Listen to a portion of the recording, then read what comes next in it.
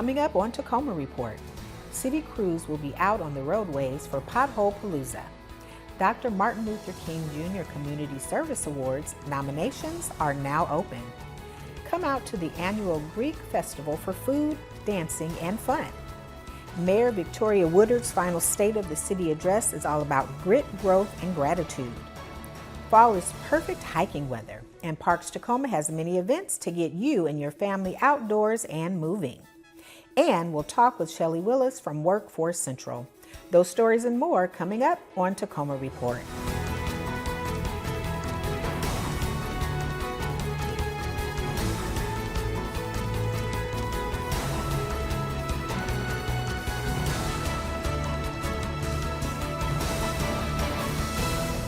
Welcome to Tacoma Report. I'm Laura Proctor. Potholepalooza is back in 2025. This effort has city crews focusing on the maintenance and preservation of a number of arterial roadways. Stacy Minichello has more. The City Street Operation Division will be out for Potholepalooza, featuring Fill the Pothole from September 30th through October 13th. This work will focus on 10 projects on arterial roadways, key routes that connect different areas of the city and carry the majority of heavy traffic. Crews will be working throughout the city. We've selected projects in each of the 5 council districts, and we'll be doing lane replacements. Several factors were reviewed and considered when selecting locations, including pavement management data and residents' requests submitted through Tacoma First 311. We prefer that people either call 311. They can speak to a city staff member, give them the information of where the location is. Address, intersection always helps us, or they can visit the city's website and visit Tacoma First 311 and then follow the prompts for providing that same information. Keep an eye on the city's social media channels to get updates on Potholepalooza and learn more about how crews are working to reduce the presence of Fill the Pothole on city streets. We're going to be out front with our communication. We ask people to follow our detour routes, road closures. There'll be contact numbers there. If people have questions, they can call staff and just work with staff as they're out there and slow down. For Tacoma Report, I'm Stacy Minichello. To learn more about Potholepalooza and to see a schedule of where crews will be working, visit the city site. Nominations are now open for the annual Dr. Martin Luther King Jr. Community Service Awards. The City of Tacoma's Events and Recognitions Committee is seeking nominees for the Lifetime Service and Emerging Leader Awards. Honorees are recognized for meaningful contributions to the community and for embodying Dr. King's legacy of hope, healing, and peace. The nomination deadline is Tuesday, October 28, 2025.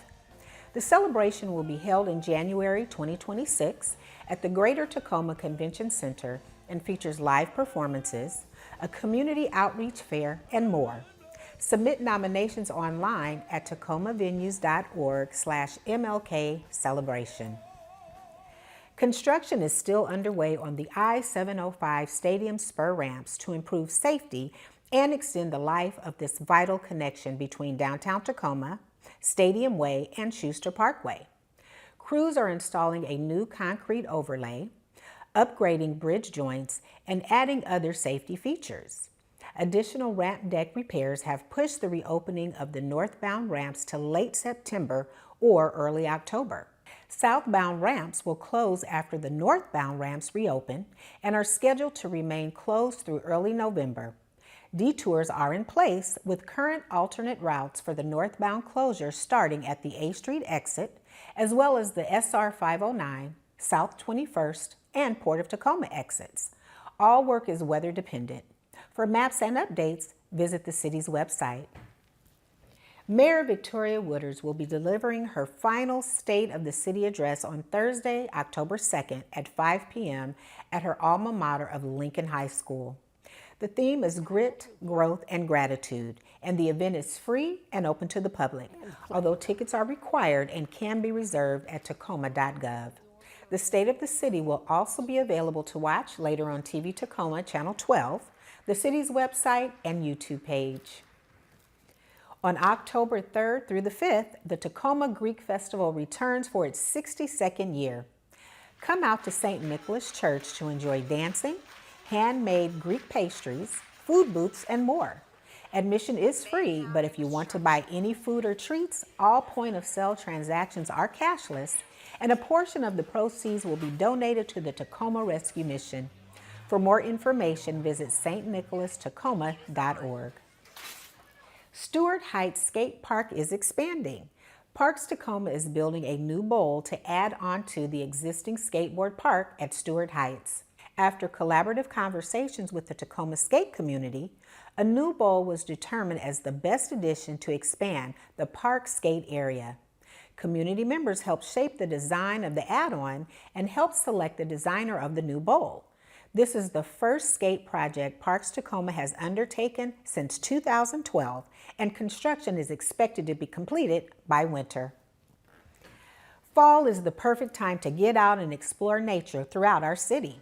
Join Parks Tacoma guides on a journey of discovery through local trails and hear insightful narratives that weave connections between participants and the native habitats that surround us. Visit parkstacoma.gov for a list of upcoming park guide hikes.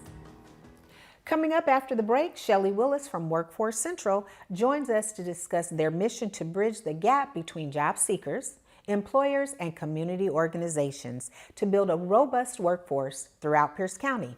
See you then. Welcome back to Tacoma Report. I'm Laura Proctor. Workforce Central is an organization dedicated to creating good jobs in Pierce County. Chief Collective Impact Officer Shellie Willis joins me now to discuss their mission. Shellie, welcome to the show. Thank you. Thank you for having me. So good to have you here. Let's, ask a few questions for our audience. Yes. So the first question is, what is the Workforce Development Board and Workforce Central's role in the system? So we are one of 12 workforce boards in the state of Washington. And we are responsible for Region 6, which is Pierce County.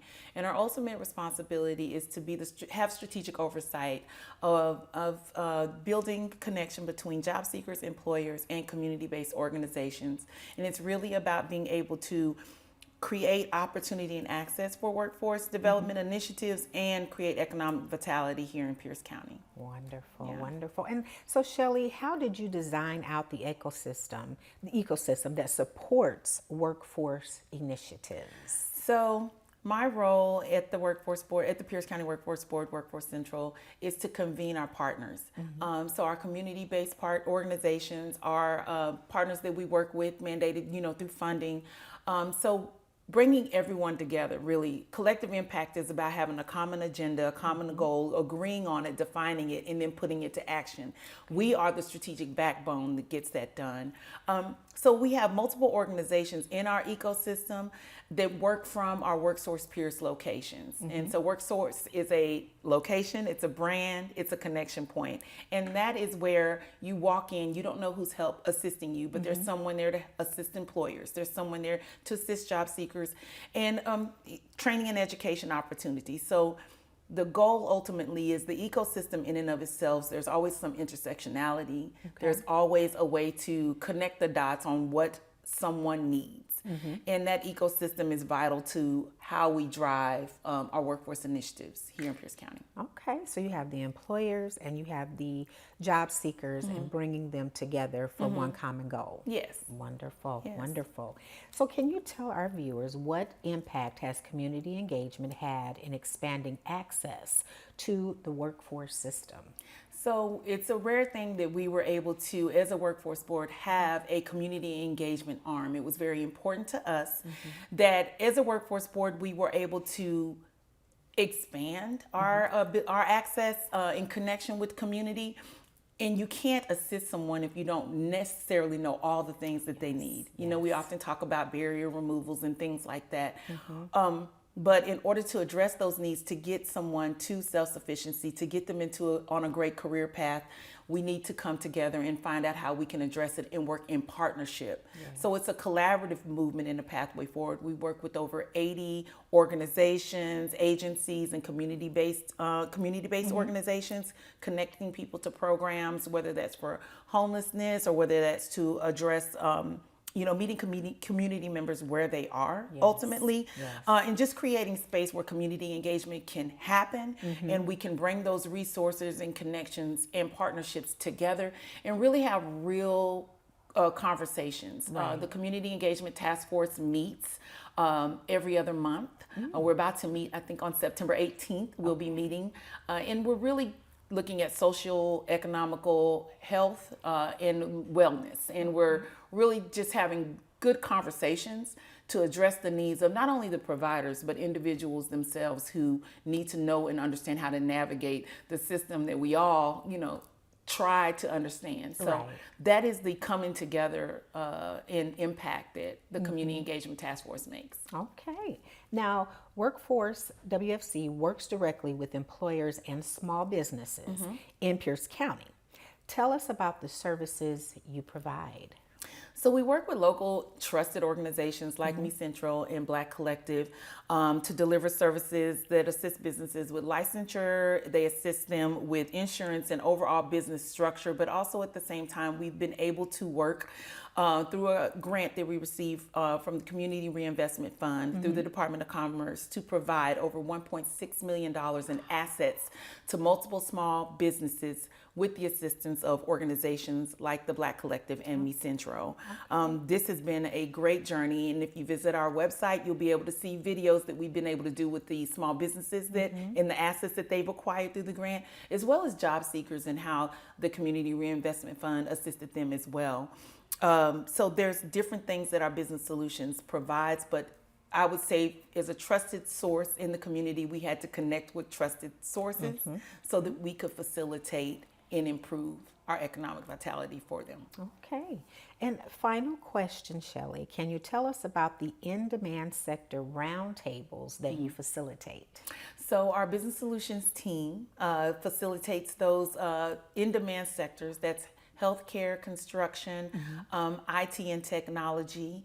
And I want to say what our last one is manufacturing. That's the other one. I was just trying to make sure I wasn't missing anything.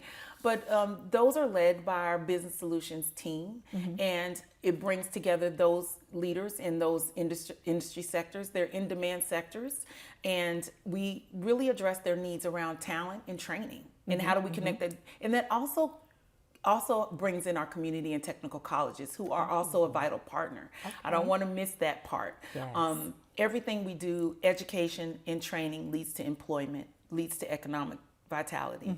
And we know that workforce development, you can't have economic development without workforce development, but that requires education. So I definitely would be remiss if I did not mention that our role of our community and technical colleges are always at the table as well for these sector roundtables that are facilitated, where we're just really trying to figure out the common goal and how we want to address it in an active way. Okay. Yeah. And is there anything else you would like to share with our viewers today? Just that our ultimate goal really is bridging that gap and ensuring that we are the drivers for workforce initiatives, driving economic vitality for Pierce County. Yes. And it is critically important that we create that accessibility throughout Pierce County. So any of our WorkSource sites are accessible sites to give you access to the WorkSource WAS system, but there's always going to be someone there to assist you for whatever you need, and we are excited and honored to do it. I love that. I think it's vital to the community and very much appreciated everything that you're doing, the organization, and it's much needed right now because I'm sure there are a lot of folks out there that are trying to either get into the workforce for the first time or get back into it. And having that on-hands guidance from WFC is very much appreciated again. And thank you so much for all that you do. And I'm hoping to have you back again so we can follow up and see what's new, what's going on. There's always something new happening that's going to improve the lives of our community. So thank you. Well, thank you. We appreciate All you. right. That wraps up another episode of Tacoma Report. As always, to find more information about our city, visit tacoma.gov. I'm Laura Proctor. Stay tuned and stay connected.